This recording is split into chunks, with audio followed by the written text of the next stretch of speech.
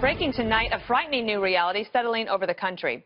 More than 72 hours after nuclear-armed North Korea test fires yet another intercontinental ballistic missile, triggering an aggressive show of force by the U.S., scrambling two supersonic B-1 bombers over the Korean peninsula. U.S. security experts say the missile may reach as far as the east coast of the U.S., giving folks in San Francisco, Chicago, and New York City a little more than 30 minutes to brace for impact.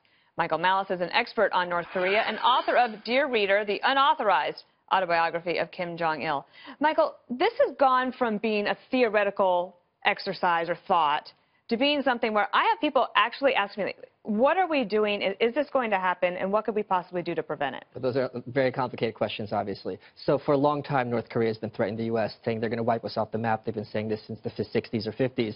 Now, however, they have weapons that not only can reach us, but those weapons can do monumental harm and do it very, very quickly. Now, the question of what you do is, well, if you have someone pointing a huge gun at your head, just like in a holdup, you have very few options. And especially when this person knows, in the case of Kim Jong-un, if he loses his reins of power, he himself will probably personally be killed, just like Gaddafi did and just like Saddam Hussein did. So there's a huge incentive for him to do whatever it takes to maintain his stranglehold in this country. Do you think, is it a surprise that they are this far along in the technology, or did we miss something, or did they just advance more quickly than we thought? I mean, we try to reason with them and kind of bribe them, and they lie. They have no problem lying all the time. They disseminate constantly when they're attacked by the UN for having concentration camps. Their actual responses, we don't use that expression, so therefore we don't have any. So, I mean, they have no respect for diplomacy or anything like that, and they boast about it in their literature, which I read when writing my book, about how they're conniving and outwit everybody else. They're villains through and through. So the president wants China to do more. Right. Will China do more, and what could they do? We saw the president's frustration over Twitter. He's like, China's not doing anything, and also him complaining about... In all caps. Yeah, and also about complaining about Kim Jong-un. Why is this guy doing this? Does he have anything better to do with his life? There are certain things China can do. However, China does not want a U.S. ally in their border. China does not want 25 million North Korean refugees storming into Manchuria.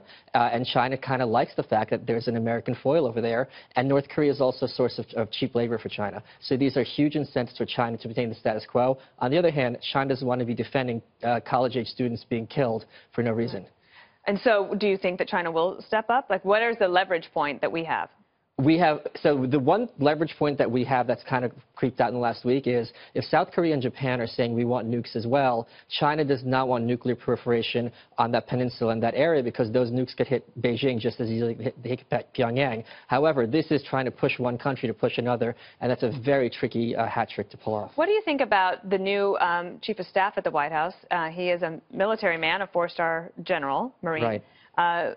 Do you think that his leadership at the White House is good and necessary at this time when we're facing this kind of a threat? Well, I think there's a plus and a minus. Military people tend to like military solutions. On the other hand, every single military person I've heard speaking from this White House has pointed out how catastrophic and disastrous a military option would be because you would have all those missiles, forget San Francisco or Washington, hitting Seoul, a city of, 10 million people, full of skyscrapers. It would be just a cataclysm like the movie Independence Day, but in real life. So I think a military guide knows how to do strategy, and this is a strategic approach and not a diplomatic one necessarily. And then, so what are the push points on diplomacy that we're trying right now? But we're not even speaking to North Korea, so it would have to go through... Do you think we should? Would you advocate for direct talks? Sure. I mean, I'd be up for trying anything as long as we're closing down the camps and letting these people leave the country and have access to the outside world. All right. Michael Malice, author of Dear Reader, something fascinating to read. Thank you, Dana. It's getting more important every day.